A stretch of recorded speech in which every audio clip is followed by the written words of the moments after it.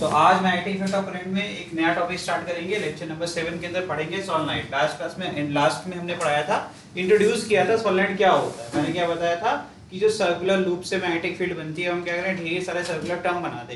तो एक लेंथ हो जाएगी, है ना, रिंग टाइप शेप हो जाएगा, और जिसकी एक लेंथ होगी तो क्या कहेंगे, सिलेंडर, है ना। सिलेंड्रिकल शेप होगा तो वो कैसे एक्ट करेगा, एक स्ट्रॉन्ग परमानेंट मैग्नेट का वो बिहेव करेगा। तो मैंने कहा था कि ये जो हमारा परमानेंट मैग्नेट होता है उसी का ये रिप्लेसमेंट है। फायदा कितना हुआ इससे ये फायदा हुआ कि जब हमें मैग्नेट चाहिए उस टाइम पे हम इसको क्या करेंगे, करंट फ्लो कराएंगे और मैग्नेटिक फील्ड क्रिएट कर लेंगे जब भी हमें रिक्वायरमेंट होगी। परमानेंट मैग्नेट में क्या होता था, जब भी आपको रिक्वायरमेंट तब नहीं, वो हमेशा उसमें मैग्नेटिक फील्ड उसके चारों तरफ रहेगी, है ना। और उसमें एक एजिंग इफेक्ट के बारे में मैंने सिखाया था। एजिंग इफेक्ट का मतलब होता है जैसे जैसे पुराना होता जाता है मैग्नेट, वैसे वैसे उसकी जो मैग्नेटिक फील्ड इंटेंसिटी है वो घटने लगती है ना। कुछ चीजें आपको ये बताई गई थी। तो इसमें हम लोग को फायदा ये हुआ कि ऐसा कोई भी इफेक्ट इसमें नहीं देखा गया, ना कोई एजिंग इफेक्ट होता है ना। और हमेशा मैग्नेटिक फील्ड नहीं होती, जब चाहिए तब करंट फ्लो कराओगे, जब तक करंट फ्लो होता रहेगा तभी तक मैग्नेटिक फील्ड क्रिएट होगी, उसके बाद नहीं होगी। ठीक, तो ये था आपका सोलेनोइड। आज हम लोग इसके ऊपर पढ़ेंगे कि मैग्नेटिक फील्ड निकले कैसे। तो यहाँ पे ही इसी का एक दूसरा डायग्राम बना हुआ है, एक मिनट रुपए देखें ऑनलाइन दिख रहा है कि नहीं।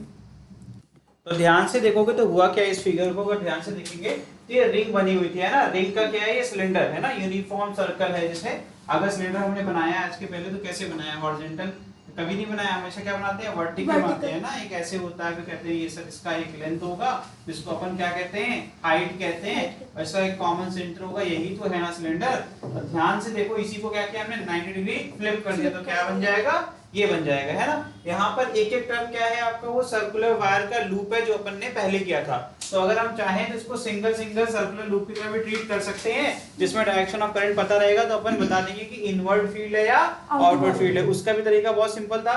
अगर इसमें सर डायरेक्शन ऑफ करंट ये है ना, तो क्या होगा, कुछ नहीं करना है, पेन को रखना है डायरेक्शन ऑफ करंट में, फिर अपने थंब को एरो के रिप्रेजेंट करेगा डायरेक्शन ऑफ करंट को, फिर क्लोज करेंगे तो उंगलियां बताएंगी कि फील्ड अंदर जा रही है बाहर निकल रही है। तो इस केस में क्या लग रहा है कि फील्ड आपकी क्या हो रही है, इसके अंदर से, क्योंकि मेरी उंगली देखो इसमें क्या हो रहा है, आप देखो ध्यान से, मेरी उंगली देखो ऐसे स्क्रीन के अंदर जा रही है और पीछे से निकल रही है ना। तो ये अंदर वाले पार्ट से देखना है, तो अंदर से उंगली बाहर आती दिख रही है, इसका मतलब फील्ड क्या बाहर की तरफ आ रही है। तो वही कंसेप्ट यहाँ पर भी इस्तेमाल करेंगे। देखो डायरेक्शन ऑफ करंट क्या है, नीचे के डाउनवर्ड दिख रहा है ना, तो अगर रिंग ऐसे करेंगे तो एक्चुअल में करंट कैसा है, इसमें करंट आपका इसमें इसका अपोजिट मतलब क्लॉकवाइज रोटेशन में कैसा है, क्लॉकवाइज। देखो ना, ये आपने ऐसे रिंग रखा है, रुको एक मिनट, चलो ये बनाते हैं, इससे बनाते हैं, कुछ कोशिश करते हैं कि तुम लोगों को कुछ ऐसा बनाए जो दिखे। ठीक है, ये सामने से आपको एक सर्कुलर रिंग दिख रही है, अब मैंने इसको इस तरीके से रख दिया, यही तो हुआ है ना तुम्हारे साथ। तो ये ऐसे रखा हुआ है आपका सिलेंडर। अब इसको अगर हम यहाँ इस समय जब देख रहे हैं नीचे की तरफ करंट दिख रहा है, तो जब मैं इसको ऐसे करूंगा तो क्या दिखेगा आपको, इस तरीके से एंटी क्लॉकवाइज, और अगर मैंने इसको ऐसे कर दिया तो क्लॉकवाइज दिखेगा। ठीक है, यही तो होगा ना। तो मैंने क्या कहा इसमें, मैंने कहा कि आपने इसको इस तरीके से रोटेट किया कि आपको क्या दिख रहा है, चलो एंटी क्लॉकवाइज बनाने, इसको इस तरीके से हम रोटेट कर रहे हैं एंटी क्लॉकवाइज। ठीक, तो हमारा काम बन जाएगा, डायग्राम दोबारा नहीं बनाना पड़ेगा। Is it okay to find the direction of field, हमें पता चल जा रहा है कि नहीं पता चल रहा है। तो इस केस में क्या होगा, अगर ये है केस सर और आप इधर से देख रहे हो, किधर से, इस तरफ से देख रहे हो, तो आपका क्या एंटी क्लॉकवाइज, तो क्या होगा, रिंग की सारे रिंग के फील्ड एक साथ ऐड होते जाएंगे और किधर निकलेंगे, आपकी तरफ आते हुए फील्ड दिखेगी। इधर क्या बन गया, नॉर्थ, इधर क्या बन गया, साउथ, है ना। तो मैंने क्या बताया, देखने का नजरिया ही तो है। और देखो इन द एंड यहाँ पर देखो ध्यान से, दिख रहा है कि नहीं, एरो दिख रहा है कि नहीं, ये एरो किसके लिए, मैग्नेटिक फील्ड के लिए।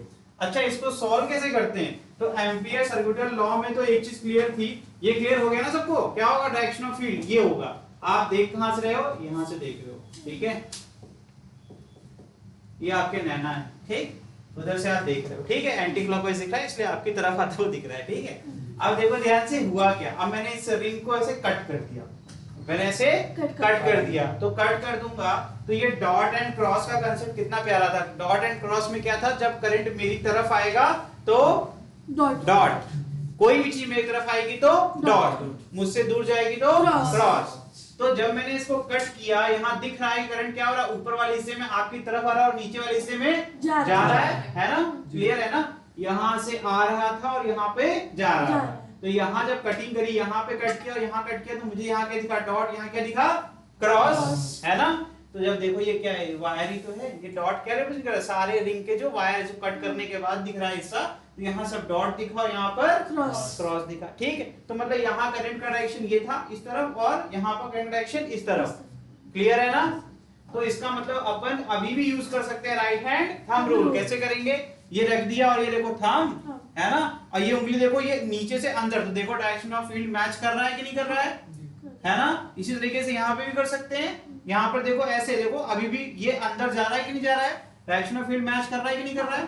क्लियर है ना? Right hand thumb rule use करते हैं। ठीक है, वेरी गुड। तो मैग्नेटिक फील्ड का डायरेक्शन तो समझ में आ गया कि इधर वाला पोर्शन हो चाहे इधर वाला पोर्शन हो, सारे पोर्शन मिलके क्या कर रहे हैं? इस तरफ आपको मैग्नेटिक फील्ड प्रोड्यूस कर रहे हैं। Is it okay? चलो, अब इसमें एम्पियर सर्कुलर लॉ कैसे लगेगा? तो मैंने कहा कि एम्पियर सर्कुलर लॉ में तो भैया क्लोज्ड लूप होता है। क्या होता है? क्लोज्ड लूप होता है। तो मैंने एक imaginary rectangular closed loop assume कर लिया। क्या ये ए बी सी डी, ठीक। और क्या सिखाया गया था? इस लूप के अंदर पाए जाने वाले सारे करंट ऐड हो जाते हैं। होते हैं कि नहीं होते हैं? ठीक, जितने भी करंट होंगे, ठीक है, वो सारे क्या हो जाएंगे? ऐड हो जाएंगे, है ना? और उसकी वैल्यू किसके बराबर होगी बताइए? Mu naught into summation of सारे जितने कर, समेशन मतलब सारे करंट को जोड़ डालो, इज इक्वल टू होता है line integral of magnetic field, that is B dot DL. और डीएल किसका होता था भैया? इस रेक्टेंगुलर जो भी आपका स्ट्रक्चर है लूप का, इसका एक छोटा सा पोर्शन होता है ना? और पेरीमीटर निकालना तो आता ही है। क्या होता है? 2l plus 2b। यही तो होगा ना? रेक्टेंगल में क्या होता है फायदा? एक लेंथ होती है और एक ब्रेथ होती है। लेंथ की वैल्यू कितनी है? a। तो आप जो डीएल लेते हो वो सर्कुलर जो लेंथ होती थी, पिछली बार जब हम लोग करते थे तो क्या था? एक सर्कुलर लूप लेते थे, है ना, सिलेंडर वाले केस में, तो 2 पाई r कहते थे हम लोग। इस बार क्या है? इस बार रेक्टेंगल लिया हुआ है, तो इस बार जो पेरीमीटर होगा क्या होगा? सर a एक बार इधर होगा, फिर b होगा, फिर a होगा, फिर तो 2a प्लस 2b, यही तो होगा ना? तो जो डीएल है वो कहां से कहां तक जाएगा? यही तो आपकी लेंथ है टोटल। ठीक, चलो ये समझ में थोड़ा बहुत आ रहा होगा, नहीं आ रहा तो कोई बात नहीं। अभी अपन इसको इतना समझ में आ गया, ये क्लोज लूप अपन ने इमेजिन कर लिया, जिससे कि हम लोग एम्पियर सर्कुलर लॉ के लगा के हम मैग्नेटिक फील्ड को यहाँ पर निकाल सकते हैं। चलो यहीं शुरू करते हैं, सॉल्व करें। अब ये समझ में आया ना अच्छे से? लिखिए इसमें, ठीक है। हम सीधे वहां से स्टार्ट करेंगे जहां से आपका काम का है। तो कंसीडर अ रेक्टेंगुलर लूप। हमने एक रेक्टेंगुलर लूप यहां पर कंसीडर किया, इसका नाम किया मैंने कितना? ए बी सी डी, ठीक है। ठीक, तो according to then according to ampere, short में लिख रहे हैं, डिक्टेट भी कर रहे हैं, सर्कुलर लॉ क्या हो जाएगा? B dot dl is equal to mu naught times of summation of I। ठीक है, होगा कि नहीं होगा? और यहां पर लिखूंगा मैं ये कहां के लिए? लाइन इंटीग्रल किसका? ए बी सी डी, ठीक है। यहां पर ऐसे वेक्टर लगा लेना, ठीक है, सही है ना? तो अब एबीसीडी में कितने पोर्शन है सर? लाइन इंटीग्रल देखेंगे तो एक बार हमें एबी लेना पड़ेगा, मैग्नेटिक फील्ड ड्यू टू, अब ये एबी वाले पोर्शन पे जो आ रहा है, फिर बीसी, फिर सीडी, फिर डी, यही तो है ना एबीसीडी। तो मैं 4 टुकड़ों में करके सॉल्व कर लूं, काम बन जाएगा, है ना? चलिए लिखिए, देन क्या आ जाएगा भाई? B dot DL A B C D is equal to क्या आ जाएगा? A2, पहले A2 भी चेक करो, ठीक है, B डॉट dl। देखना तुम लोग को लग रहा होगा कि बहुत भयंकर डेरिवेशन होने वाला है, और लिटरली तुम लोग को अभी लगेगा कितना आसान था ये। बस मैंने कहा ना, फिजिक्स पढ़नी हो, चाहे मैथ पढ़ना हो, या नीट क्रैक करना हो, या जेई क्रैक करना हो, प्रेजेंस ऑफ माइंड और कॉमन सेंस कभी मत छोड़ो, हो जाएगा। देखना हम कोई कैलकुलेशन नहीं करेंगे और 1 सेकंड तुम्हें आंसर देके निकल जाएंगे। ठीक, मैंने क्या सिखाया था कि जो डीएल होता है और जो बी होता है उनके बीच का एंगल ही थीटा होता है, क्योंकि दोनों के बीच में डॉट प्रोडक्ट होता है ना?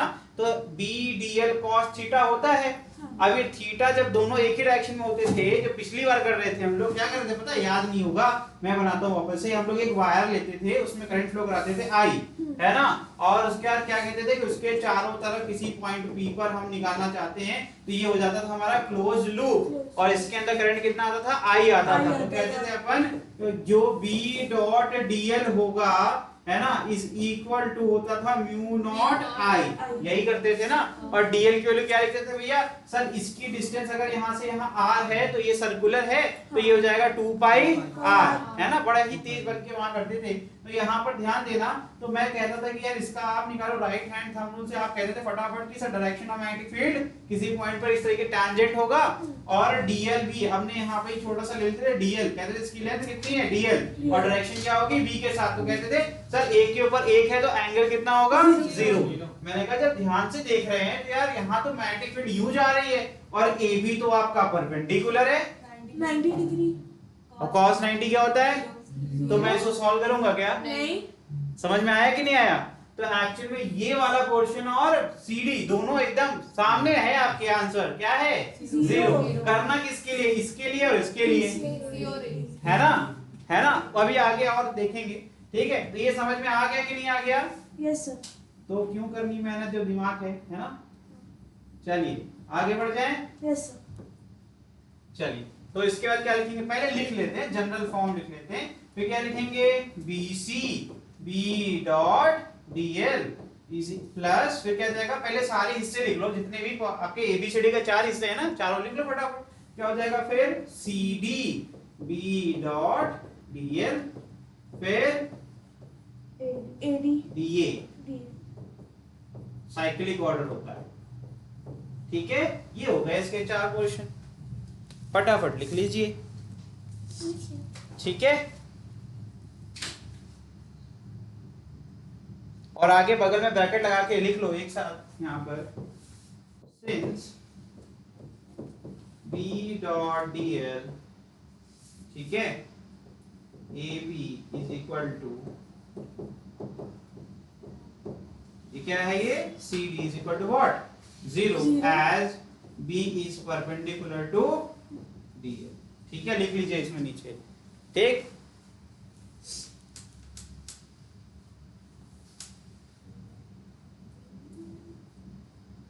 अब बचा आपका 2 ही portion, that is ABC and DA, ठीक। तो ये करें, आगे कंटिन्यू करें, यस सर। नोट हो रहा है ना, ठीक है। चलो एक स्लाइड ऐड करनी पड़ेगी मुझे,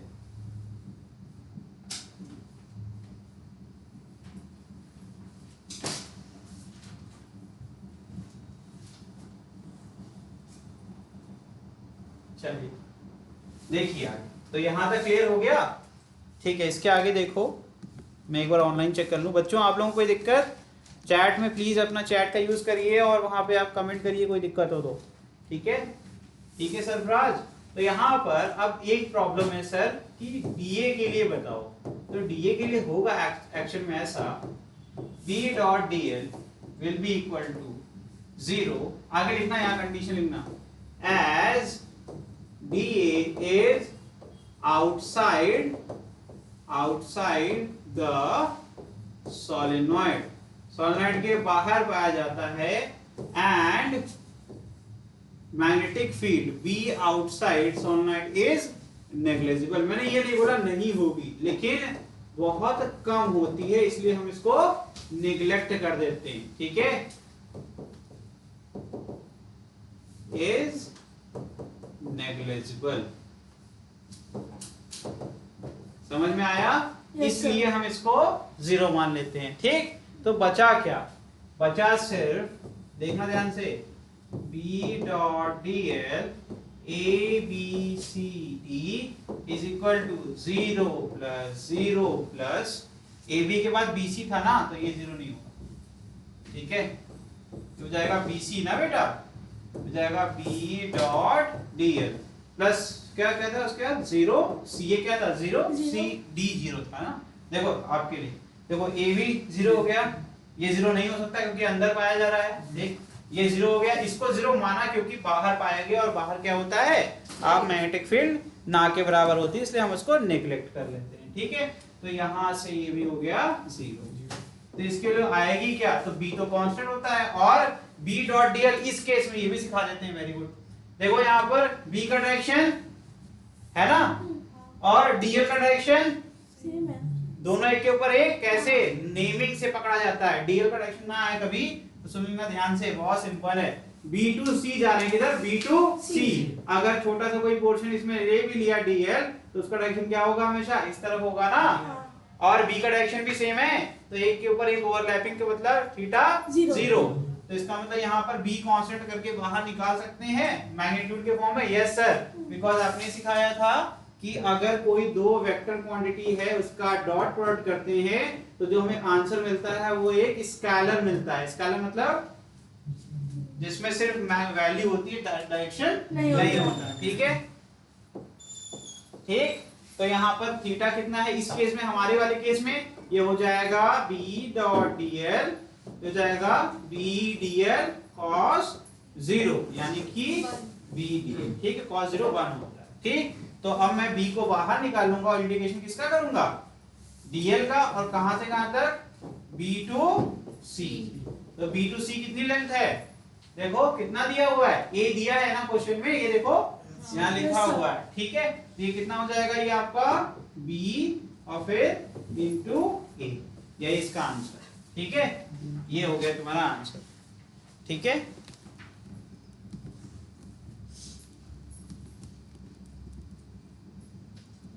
और बी ए की वैल्यू किसके बराबर होगी, mu naught into I, mu naught into summation of I. ठीक, क्या हो गया, ठीक। फिर अगेन इसको कंप्लीट करेंगे तो हमें भी पता है कि b dot dl a b c d is equal to mu naught time summation of i। ठीक, तो यहाँ पे अभी इसको सॉल्व किया है, ये इक्वेशन मान लो 2 मान लेते हैं, बिकॉज इक्वेशन नंबर 1 तो ये होगा। ठीक है, तो फ्रॉम 1 एंड 2 ये क्या हो जाएगा, B A is equal to mu naught summation I. तो b की वैल्यू कितनी आ जाएगी आपको भी पता है। ठीक है,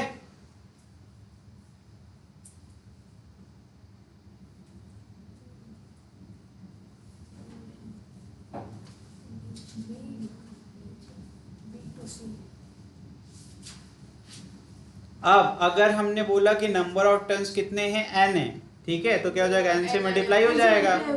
ठीक है,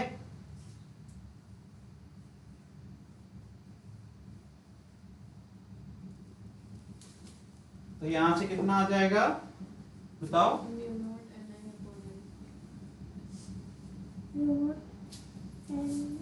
समेशन आई कितना होगा।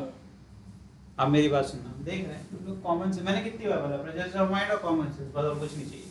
अब सुनना ध्यान से, हर एक वायर से करंट बराबर फ्लो कर रहा है कि अलग अलग कर रहा है, अरे भाई यहाँ से शुरू कर रहा है, घूमते घूमते घूमते घूमते आगे जा रहा है, लेकिन करंट तो एक ही है ना, और सब में कितना करंट है, आई करंट है। जो मैग्नेटिक फील्ड है वो हर एक कॉइल जो बन रहा है, नंबर ऑफ टर्न जो बन रहे हैं, हर एक टर्न की वजह से हो रहा है ना, तो इसका मतलब है सर आई को जोड़ते जाओ जितने भी टर्न्स हैं, जितने भी टर्न्स होंगे, जैसे अगर मान लो 100 टर्न्स हैं तो 100 बार करंट आई फ्लो करेगा कि नहीं करेगा, और उसमें जो लेंथ जिसकी वजह से होगा वो सिर्फ बीसी वाला लेंथ है, तो ए से मल्टीप्लाई होगा कि नहीं होगा। ठीक है, तो यहाँ पर क्या आ जाएगा, फॉर्मूले में चेंज करना पड़ेगा सर आपको, यहाँ पर ऐसे पहले लिख लो, summation I will be equal to क्या हो जाएगा, n into a into I. I किसी एक वायर में, एक सर्कुलर वायर में जो करंट फ्लो हो रहा है, उस एक वायर में जब मैंने एम्पियर सर्कुलर लगाया तो मुझे सिर्फ बीसी के करंट जो है हुआ है ना, तो यही तो बनेगा फॉर्मूला। तो इसका मतलब इसको उठा के अगर हम यहाँ पुट कर दें किसमें, ये वाला जो इक्वेशन नंबर 3 है,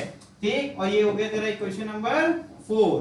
ठीक, then it will be equal to b into a is equal to n into a into i, और एक म्यू नॉट ऑलरेडी था। ठीक है, तो देखो a कट जाएगा, बचेगा क्या, b is equal to what, mu naught n i। अब इसको आप रट के बैठे हो, आज आपको पता चला होगा कि कैसे ये आया। ठीक है, ठीक है,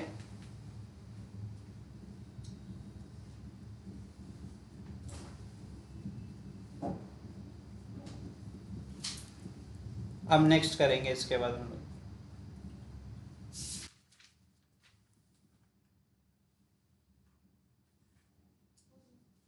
ठीक है, यस सर। ठीक है। चलो देखो ये कैसे करोगे, अगर वो पीछे वाला कुछ सीख गया होगे तो यहाँ हो जाएगा ऑटोमेटिकली, यहाँ सिर्फ वैरी करेगा। ठीक है, देखो एंगल क्या हमने क्या कर दिया, दोनों एजेस पे मार्किंग कर दी। सनलाइट स्टार्ट यहाँ से हो रहा है और खत्म यहाँ पे हो रहा है। और डायरेक्शन ऑफ हमेशा याद रखिएगा, किसी पॉइंट पी पर हम निकालना चाहते हैं, कहां पर, किसी पॉइंट पी पर। ठीक, तो पॉइंट पी को जब हम यहाँ से, ये क्या होता है जिसको कहते हैं पोजीशन वेक्टर कहते हैं ना, कनेक्ट करेंगे तो कितना कनेक्टिंग लाइन कितना एंगल बना रही है विद द हॉरिजॉन्टल, यहाँ से कितना बना रही है थीटा 1। तो थीटा 2 जब बनाओगे तो यहाँ से मत बनाना कभी भी, हमेशा एक ही डायरेक्शन, चाहे आप इधर ले लो चाहे इधर ले लो। और हमने अगर तो थीटा 1 लिया है तो थीटा 2 क्या बनेगा, फिर से हमने दूसरे एज को कनेक्ट किया और यहाँ एंगल कितना बन गया थीटा 2। ठीक है, इस तरीके से करना है। ठीक, करो, कैसे करोगे बताइए, ट्राई करिए, कम से कम 1 मिनट का टाइम दे रहे हैं, फिर हम करेंगे। यूज हो रहा है तो इतना टाइम इसमें वेस्ट नहीं कर सकते। ठीक है, क्या करेंगे, अकॉर्डिंग टू, नहीं आएगा तो पूछ लेना क्योंकि ये टाइम वेस्ट हो क्लास का। According to Biot Savart law. ठीक है, क्या होता है, क्या पॉइंट भी देखो ध्यान से, एक्सियल है कि नहीं है ना, एक्सिस देखो ना, ये सिलेंडर की एक्सिस पे लाई करता है ना, तो एक्सियल पॉइंट मैग्नेटिक, फिर तो पॉइंट बी क्या है, पॉइंट बी कैसा पॉइंट है, P is a axial point. ठीक है, तो BP will be equal to क्या होगा, mu naught n I by 2 हो जाएगा cos theta 1 minus cos theta 2। ठीक है, लिख लीजिए। ठीक, अगर यही इनफाइनाइट लेंथ का होगा तो क्या हो जाएगा, इनफाइनाइट लेंथ मैंने सिखाई थी ना, एक स्टार्टिंग पे आपका एंगल कितना होगा और एक तरफ क्या हो जाएगा 180 हो जाएगा। अब देखो ध्यान से, एक एंड को एकदम करीब कर दो, एंगल क्या हो जाएगा 0। ठीक, अब अगर इस तरफ देखेंगे तो एक तरफ तो एंगल 0 हो जाएगा। अरे देखो भाई, ये इतना बड़ा आपका सिलेंडर है ना, इनफाइनाइट लेंथ मान लेना इसको। ठीक है, ठीक, ये एंड हो गया एक तक, ये इंफिनिटी पे जा रहा है माइनस इंफिनिटी, और ये क्या हो जाएगा प्लस इंफिनिटी हो जाएगा। ठीक है भाई, और ये हो गई तेरी एक्सिस। ठीक, मान ले यहाँ कहीं कोई पॉइंट भी। ठीक है, तो इधर देखो एंगल क्या हो जाएगा, बहुत छोटा है, देखो बहुत छोटा एंगल हो गया ना। अब सोचो बहुत लंबा होगा तो ये बहुत करीब आ जाएगा, थीटा कितना हो जाएगा 0, और दूसरा वाला भी बहुत यहाँ पर चला जाएगा। अब देखो ये एंगल यहाँ से बनता है, ये भी अप्रोक्सीमेटली 180 के बराबर होगा कि नहीं होगा, जब बहुत दूर हो जाएगा तो ये गैप बहुत कम हो जाएगा, तो ये कितना हो जाएगा थीटा 2 तो 180 हो जाएगा, लेकिन थीटा 1 क्या हो जाएगा 0। तो इस फॉर्म में वैल्यू को पुट कर देना, और क्या थीटा 1 क्या हो जाएगा 0 और हो जाएगा 180। ठीक है, तो वो क्या हो जाएगा म्यू नॉट एन आई के बराबर, कैसे, अरे ये 1 cos 0 1 होता है, cos 180 माइनस 1 होता है, माइनस इंटू माइनस क्या होता है प्लस हो जाएगा, 1 प्लस 1 क्या हो जाएगा 2, और डिनोमिनेटर में क्या है 2 कट जाएगा, बचेगा क्या म्यू नॉट एन आई। ठीक है, लिख लीजिए, चलिए ये भी लिख लीजिए क्योंकि देखिए हेडिंग, हाँ ये है इस पे। ठीक है, तो यही करा दिया मैंने। ठीक है, लिख लीजिए फॉर इनफिनिट लेंथ, क्या लिखोगे हेडिंग, इसको मिटा दें क्या नीचे वाला, समझ में तो आई क्या होगा। ठीक, थीटा कैसे चेंज हो रहा है, अगर डायग्राम नहीं बना, अगर नहीं समझ में आया तो मैं दोबारा बना दूंगा। दोबारा बनाना है क्या डायग्राम, नो सर, बनाइए फटाफट। तो यही पढ़ा दे रहे हैं। ठीक है, for infinite length of solenoid. ठीक है, अगर इनफाइनाइट लेंथ का होगा तो क्या होगा, theta 1 will be 0 and theta 2 will be 180, then V at P will be equal to mu naught n I upon 2, यहाँ जाएगा cos 0 minus cos 180, ये हो जाएगा mu naught n I upon 2, 1 minus of minus 1, क्या हो जाएगा ये mu naught। ठीक है, समझ में आ रहा है, इसको मैं अप्रॉक्स बोलूंगा, क्यों, क्योंकि प्रॉब्लम ये है कि किसी को नहीं पता इन्फिनिटी कहाँ है। ठीक है, किसी को नहीं पता इन्फिनिटी कहाँ है। ठीक है, अब मैं दूसरी बात करता हूं आपसे। मैंने कहा फिर से इनफाइनाइट वाला केस है, लेकिन अब मैंने जो बोला पॉइंट पी लाई करता है किसी एक एंड के पास, ठीक है? क्या होगा, एक मिनट,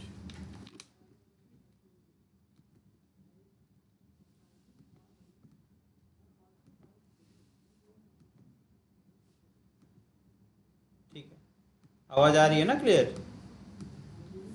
चलो, नमस्ते सत्यम, सत्यम कह रहे हैं सर नमस्ते। नमस्ते सर। चलिए,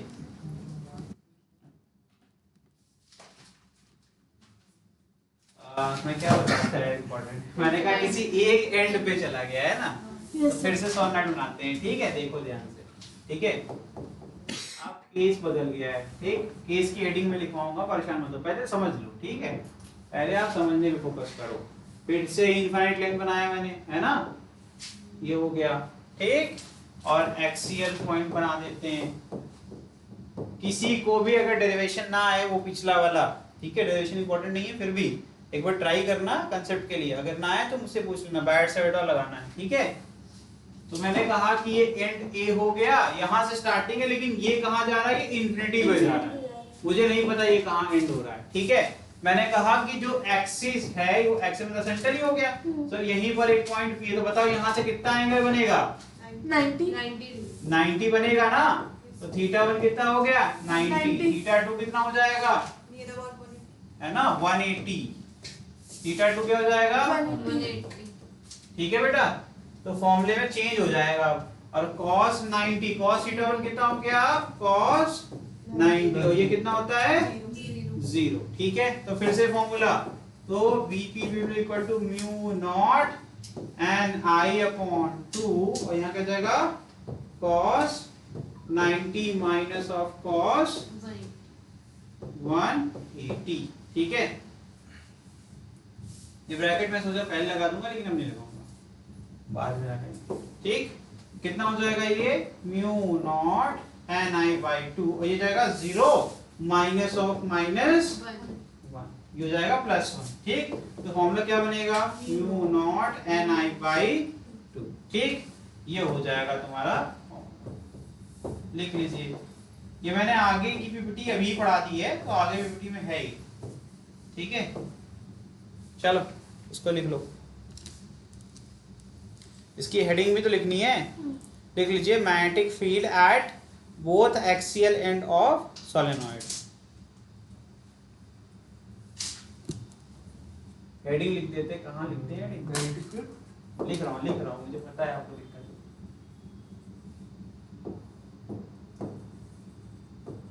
मैग्नेटिक फील्ड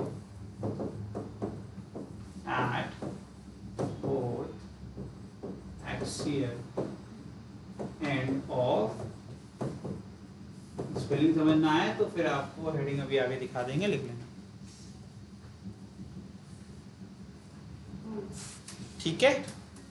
यस सर। आगे बढ़ जाएं? Yes sir.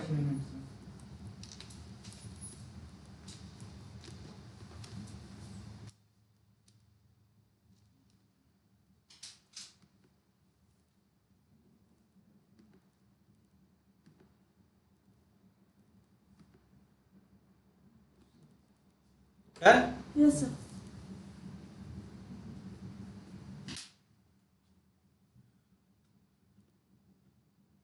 नेक्स्ट टॉपिक है टोरॉइड, सुना है किसी ने? हाँ। क्या होता है?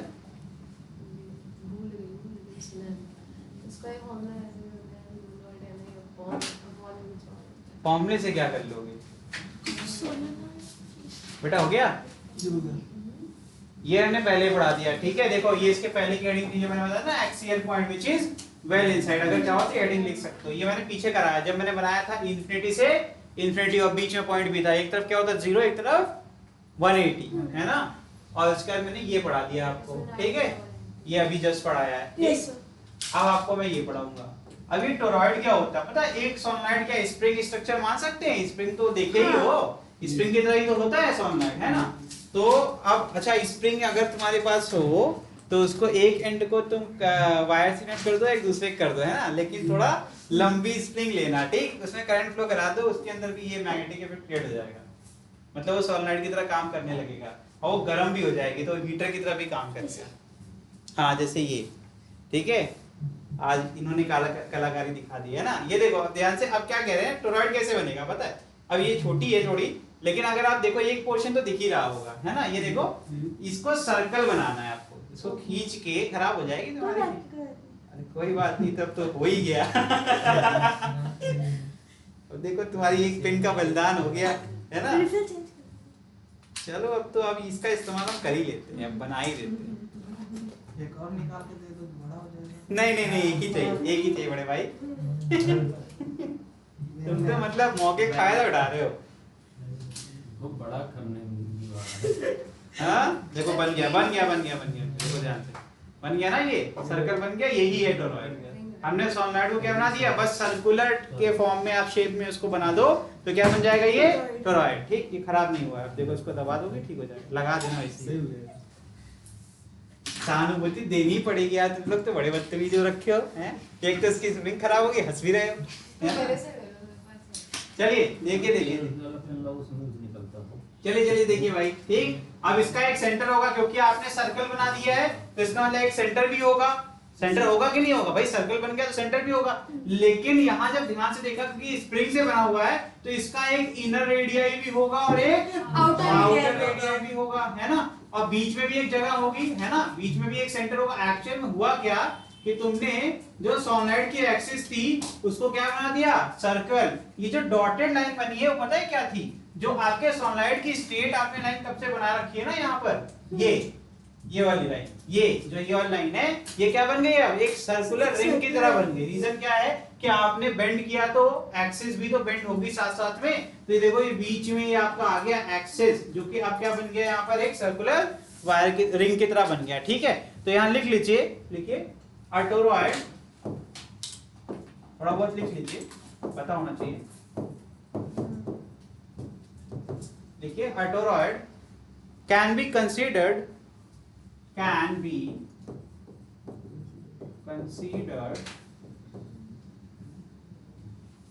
ring shaped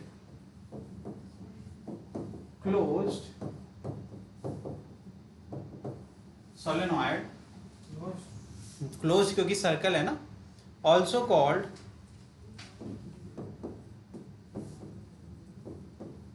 endless solenoid। endless solenoid, endless का मतलब है कि इसका कोई भी एक एंड नहीं है। ये तो क्लोज्ड है। हाँ लेकिन क्लोज्ड है ये। तो क्लोज है तो एंड होगा ही नहीं ना, कोई एज ही नहीं है तो एंड कहाँ से होगा। खुला रहता तब तो इंड होता। हाँ सीख रहे हो मतलब, है ना। अब यहाँ पर ध्यान से देखिएगा, अरे बस बस ठीक है। अब करंट का डायरेक्शन आपको दिख रहा है। अच्छा ये मुझे बताओ, ध्यान से देखोगे तो यहाँ एक वायर है, देखो ये टर्न स्टार्ट, एक इनकमिंग है और एक आउटगोइंग है। किसी भी एंड पे खड़े हो जाओगे तो आपको एंटी क्लॉकवाइज दिख रहा है। जो यहाँ पे शेप दिया है वो क्या है, एंटी क्लॉकवाइज है, क्लॉकवाइज है। अब ये प्रॉब्लम है सर, देखने का नजरिया है ना, वही इंपॉर्टेंट है कि आप किस तरफ से देख रहे हैं। तो मैंने कहा छोड़ो, एंटी क्लॉकवाइज नहीं पता, छोड़ दो, किसी एक रिंग को देखो, ठीक, किसी एक रिंग को पकड़ लो तो आपको क्या दिख रहा है। अगर ये रिंग बनाएंगे सर तो इसके हिसाब से मुझे जो दिख रहा है, यहाँ पे करंट इस तरीके से है तो कुछ नहीं आता है, तो ऐसे करके फटाक से, है ना। तो आपको ये समझ में आ रहा है सर, जो फील्ड है ये सब फंस जाएंगे, क्योंकि फील्ड जो है अब वो अंदर अंदर भी होगी, और क्योंकि अब सर्कुलर है ना, तो बाहर भी कुछ इफेक्ट हो सकता है। देखते हैं जरा उसके बारे में। अब आगे बढ़ते हैं। अगर हमने कहा कि मुझे अभी भी कुछ समझ नहीं आया, मुझे सिर्फ एक चीज आता है, क्या आता है, एम्पियर सर्कुलर लॉ। इसका इस्तेमाल करें तो शायद कुछ हेल्प मिल जाए। तो B की वैल्यू कितनी आएगी, B की वैल्यू आएगी म्यू नॉट एन आई। देखो ये मैडम अलग ही दुनिया में चल रही है, ठीक है। अब यहाँ पर जो n है वो क्या है, स्मॉल n क्या होता है, टर्न डेंसिटी। क्या है ये, यहाँ बदल दिया, डेंसिटी यूज कर रहे हैं टर्म, ठीक है। बिकॉज अब ये एक सर्कल है, सर्कल में क्या होता है, पेरीमीटर कितना होता है, 2 पाई r, है ना। तो यहाँ पे भी अब अलग अलग रेडियाई हो जाएगा। देखो एक अंदर R1 है और एक बाहर की तरफ R2, बीच में जो इन दोनों के पीछे लिखा है वो RN लिखा हुआ है, कुछ भी ले सकते हो तुम अपने हिसाब से। ये दिखाने का मतलब है कि वो जो रेडियस आ रहा है वो क्या है, मीन रेडियस है। मीन कैसे निकालते हैं, अगर कोई एक से ज्यादा वैल्यू, जैसे मान लो ये हो गया तुम्हारा R1, ठीक, और एक हो गया तुम्हारा R2, ठीक, ये दो दूरियां हो गई कहां से, एक ही पॉइंट से, ये हो गया तेरा O, ठीक, ये दोनों एक ही पॉइंट है ना, O से ही तो मेजर कर रहे हो ना, ठीक। तो मीन क्या होता है, इन दोनों का एवरेज दूरी, क्या करेंगे, R1 प्लस R2 बाई 2, तो जो वैल्यू आएगी उसी को मान लेंगे मीन रेडियस। क्या मान लेंगे, मीन रेडियस। तो ये यहाँ पर क्या है, आप इसको क्या लिख सकते हो, RN लिख सकते हो, या मैं लिख देता हूँ इसको RM। तो ये जो RM है वो क्या है, मीन रेडियाई ऑफ, क्या है, mean radii of toroid. Formula लिखा है, तो वो सही लिखा है, गलत नहीं है। फिगर अच्छे से बनाना, ठीक। तो यहाँ टर्न डेंसिटी कैसे निकलेगी, sir total number of turns divided by the perimeter, है ना, और यहाँ जो रेडियस लेंगे वो कैसा लेंगे, मीन लेंगे, है ना, मीन, ठीक, 2 पाई RM, ठीक, समझ में आ रहा है कि नहीं आ रहा है। Yes, और कैपिटल N क्या होता है, टोटल नंबर ऑफ टर्न्स, ठीक है। अब R1 R2 भी लिखी लो, internal and external radii of toroid. R1 R2 क्या होता है, R1 and R2 are internal and external radii of toroid है। तो ये वैसे सोलनॉइड ही, बस उसको हमने एक नया नाम दे दिया, इसको एंडलेस सोलनॉइड कहते हैं, क्योंकि इसके एजेस नहीं है। सबसे बड़ी प्रॉब्लम तो यही है, इसलिए इसको अब एक नया नाम भी दिया गया, ठीक। मैं समझ में आ गया, यस सर। चलिए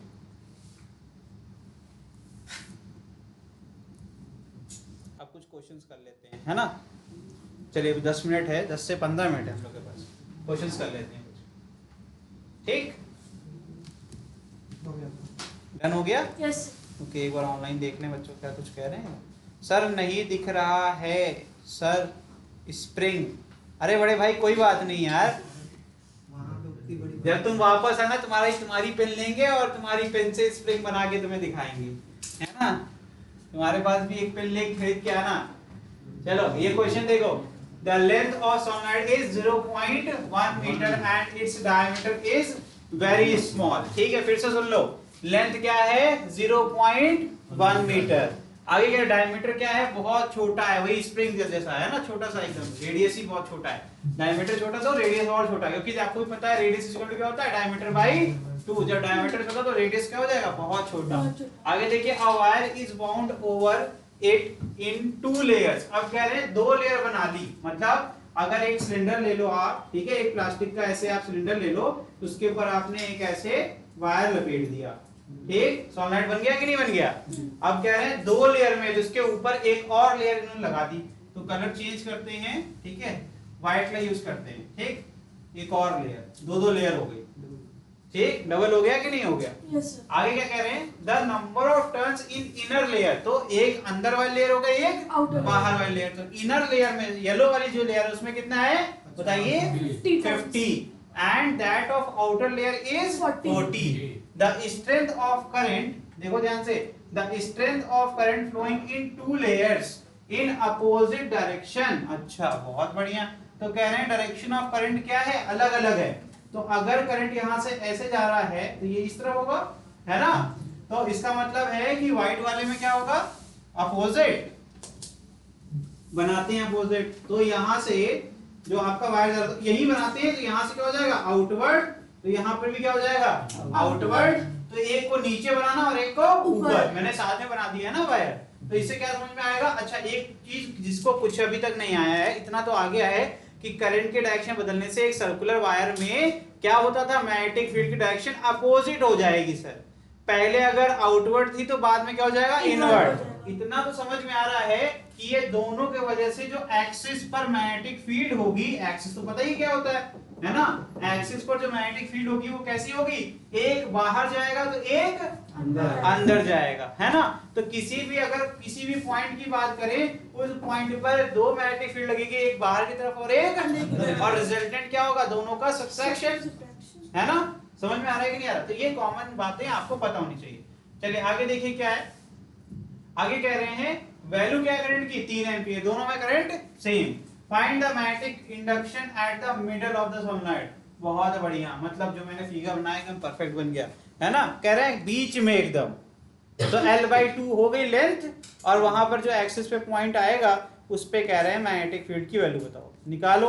तो वही B1 माइनस B2 कर लेना है ना, पहले वाले को आप B1 मान ले और दूसरे वाले को B2 करिए। जरा देखें जरा क्या करते हैं। अच्छा एक गलती लोग करेंगे, आप लोग एक गलती करेंगे, मुझे अच्छे से पता है इसलिए पहले बता दे रहा हूं। आप सोचेंगे करंट सेम है तो दोनों की मैग्नेटिक फील्ड जो है वो इक्वल हो जाएगी, लेकिन ध्यान देना नंबर ऑफ टर्न्स अलग है। अगर यही बता दे रहा हूं एक और चीज, अगर ये दोनों बराबर होते, कहां गया 40 कहां लिखा ये है ना, अगर दोनों 50 होते तो शायद आपकी बात सही हो जाती, तब पहले नहीं चलाते, कहते 0 है ना। लेकिन इस केस में नंबर ऑफ टर्न्स अलग अलग हैं, इसलिए हमें सॉल्व करना पड़ेगा। करो। तो बी नेट वाली बात समझ में आ गई? जिसको कुछ नहीं आता वो ये तो लिख के बैठेगा कम से कम, B1 माइनस B2 है ना। और सोलेनॉइड का फॉर्मूला तो बहुत सिंपल होता है, म्यू नॉट एन आई। करो।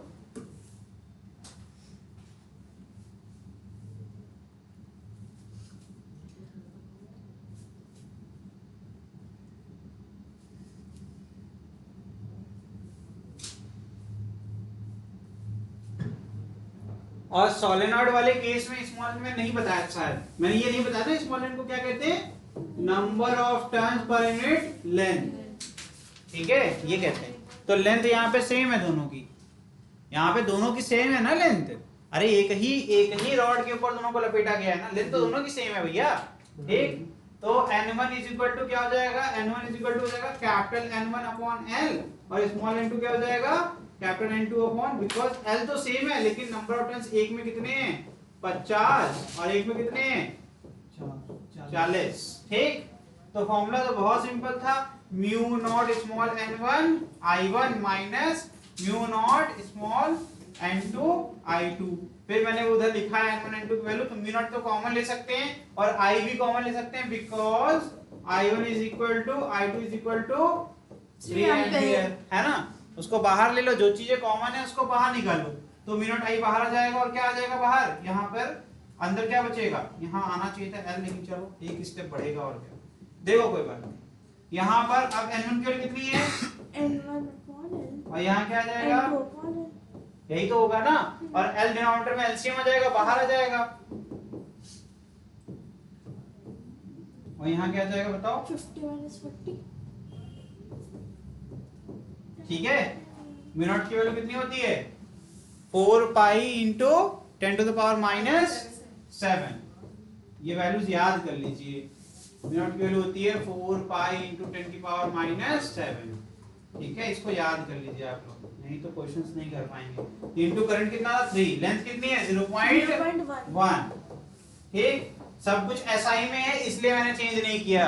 अगर आपका 0.1 मीटर ना लिख करके अगर मैं यहाँ पर कुछ सेंटीमीटर में लिख देता तो कन्वर्ट करना पड़ता है ना, इसलिए यहाँ पर डायरेक्टली पुट कर दिया। यहाँ कितना आ जाएगा 10, ठीक। और 0.1 को लिख सकते हैं 1/10, ठीक है। कभी भी इसको ऐसे सॉल्व नहीं करना है, आसान करके करना है ना। तो क्या आ जाएगा, डिनोमिनेटर में अगर कोई फ्रैक्शन में आता है वो कहाँ चला आता है न्यूमरेटर में।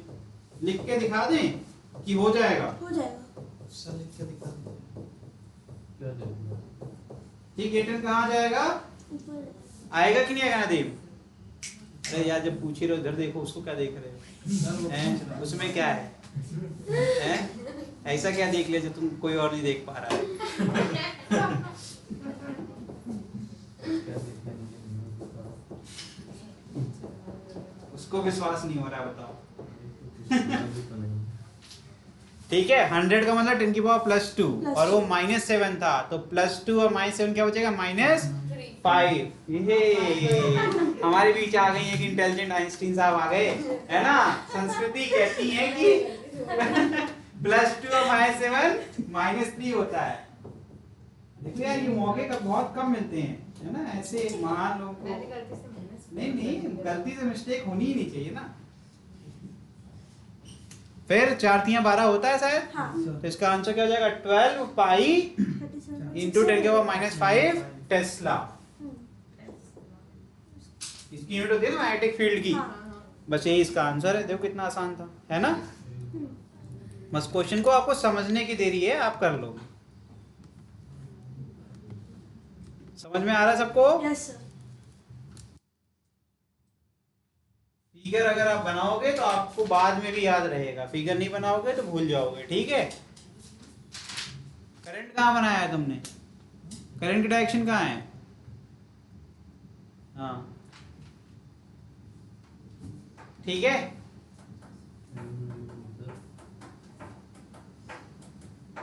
सॉल्व खुद से कर लो यार, ये वैल्यू क्या है, ये भी कॉपी पेस्ट करोगे कैसे सीखोगे? मल्टीप्लाई तो डिवाइड खुद से किया करिए, ठीक है। चलें आगे बढ़ जाएं। Yes sir. चलिए क्वेश्चन करिए। अ क्लोजली बाउंड सॉलिनॉइड, यहाँ पर देखो जानबूझ के सेंटीमीटर में दिया है, ठीक है। 80 सेंटीमीटर लॉन्ग, मतलब ये आपको क्या पता है, ये L बता दिया। हैज 5 लेयर, अभी तो 2 लेयर का क्वेश्चन किया था, अब कितनी है? 5 हैं, है ना। आगे देखिए, हाँ, और 400 टन, कितने टन है? 400। और सारे के सारे 5 के 5 लेयर में सब में टन कितने हैं? 400। कैसे पता? यहाँ पे लिखा है ईच, मतलब सब में 400 है। तो सब में एक चीज क्लियर हो गई कि कैपिटल N की value N1 is equal to N2 is equal to N3 is equal to N4 is equal to N5 is equal to 400, ठीक है।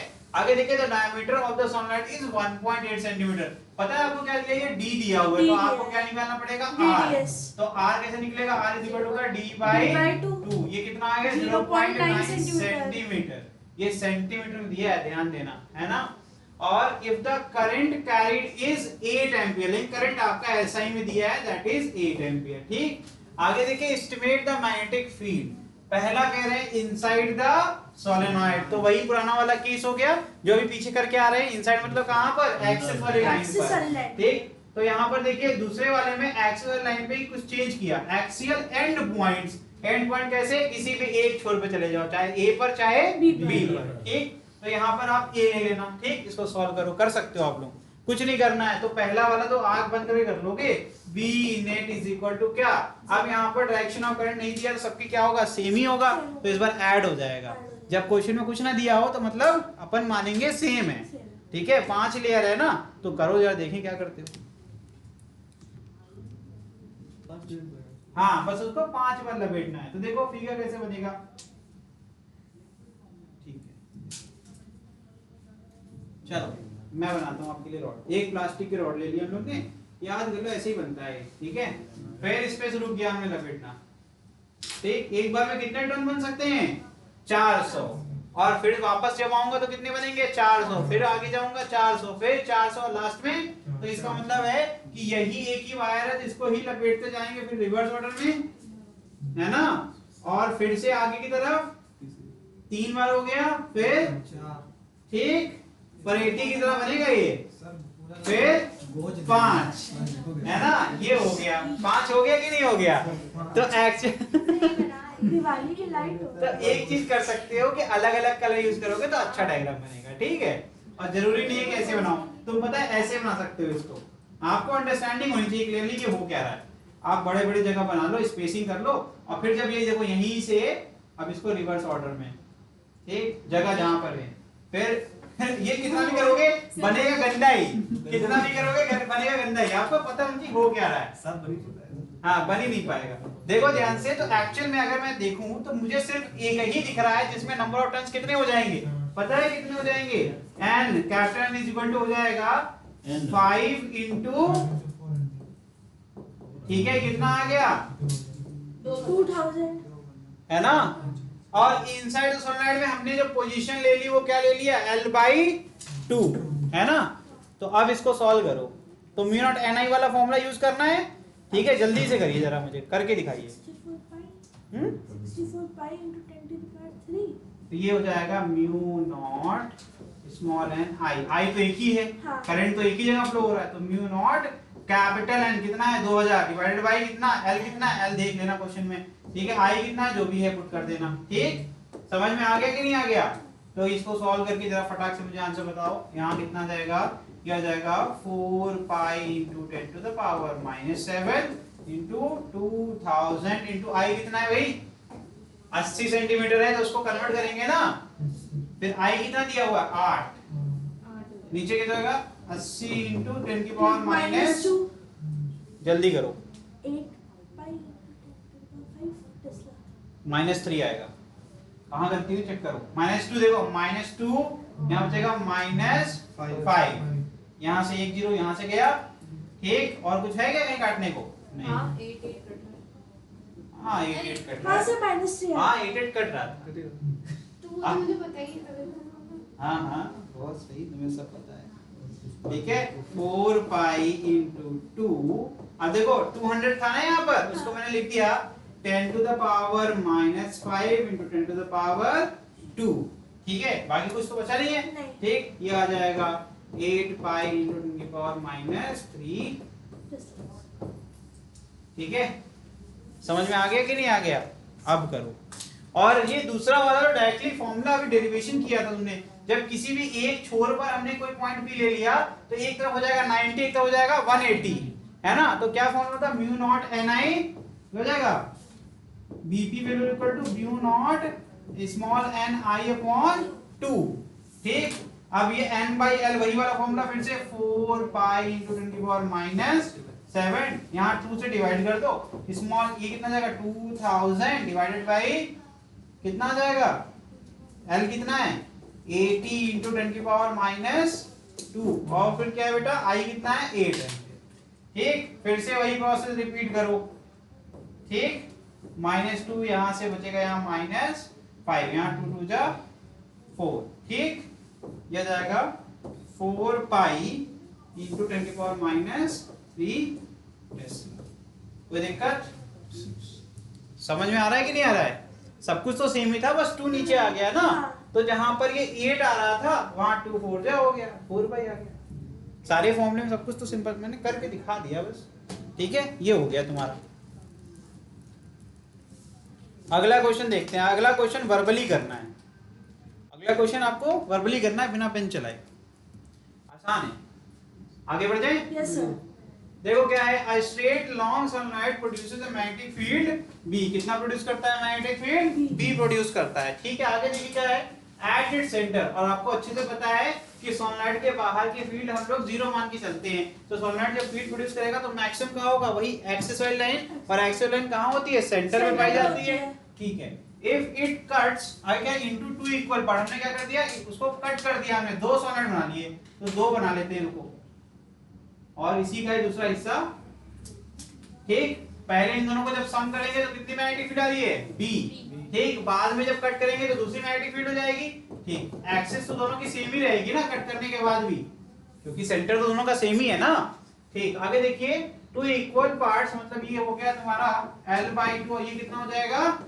L/2, बराबर इसे बांट दिया ना, पहले कितनी लेंथ रही होगी L रही होगी, आगे क्या करें, number of turns are bound on one part is double layer, find the magnetic field produced by new solenoid, अब कह रहे हैं नंबर ऑफ टर्न्स को डबल कर दो, क्या कह रहे हैं नंबर ऑफ टर्न्स को डबल कर दो, 2 लेयर में कर दो, तो मैग्नेटिक फील्ड बताओ, करो कैसे करोगे, फॉर्मूला बहुत सिंपल है, म्यू नॉट ni, तो नई वाली मैग्नेटिक फील्ड में क्या बदल जाएगा, दो ही चीज तो बदल रही है, एक तो लेंथ, बाकी तुम सोचो,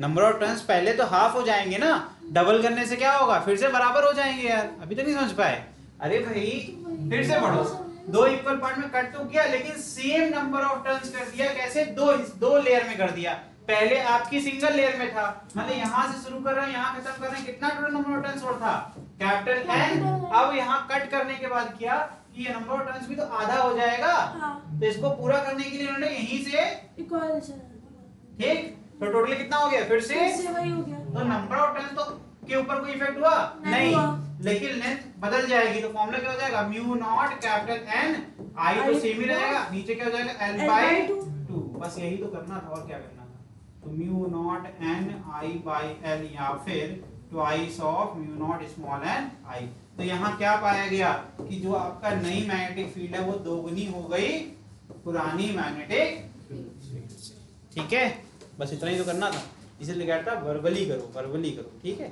समझ में आ गया? आगे बढ़े, चलो आखिरी क्वेश्चन होगा ये, जरा स्पीड में करना, वैसे कर नहीं पाओगे, 3 मिनट ही है मेरे पास, तो इसको होमवर्क दे देते हैं और अगली क्लास में यहीं से कंटिन्यू करेंगे, देखिए क्या पढ़ाना है, ठीक है, आसान है तो, ठीक है, सब पीछे कर दो। चलो ठीक है, इसको तो जितनी जल्दी जल्दी से निकले सर, है ना, करो, अरे ये वाला नहीं। आपको क्या लगा वो क्वेश्चन कर रहे हो? चलो ठीक है, नोट करो भाई।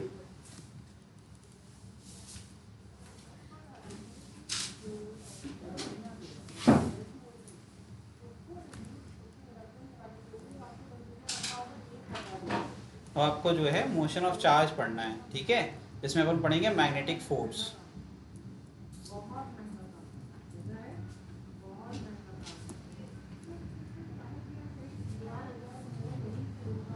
अब आपका मैग्नेटिक इफेक्ट खत्म होने वाला है, डाइपोल मोमेंट पढ़ाते ही खत्म हो जाएगा, ठीक है, बस अब आपके 3 टॉपिक बचे हुए हैं, एक तो मोशन पढ़ाना है, फिर आपका जो मैग्नेटिक फोर्स लगता है किसी भी करंट कैरिंग चार्ज कंडक्टर के ऊपर, ठीक, एक तो वो पढ़ाना है, इसमें लॉरेंस फोर्स और जो है आप ये इसके बारे में पढ़ोगे, ठीक, मैग्नेटिक फोर्स के बारे में, और यहाँ पर डाइपोल मोमेंट आखिरी टॉपिक है, उसके बाद आपका शुरू हो जाएगा मैग्नेटिज्म, ठीक है, मैग्नेटिक इफेक्ट के ऑफ करंट अलग है और मैग्नेटिज्म अलग है ना, 2 चैप्टर हैं, उनको एक ही में पढ़ाते हैं हम, इसलिए बहुत लंबा लगेगा, लेकिन आप एक चैप्टर खत्म करने वाले हो, ठीक है,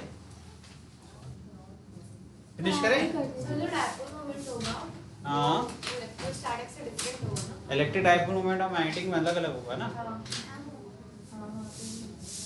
ठीक है, चलिए, थैंक यू, आज के लिए इतना ही।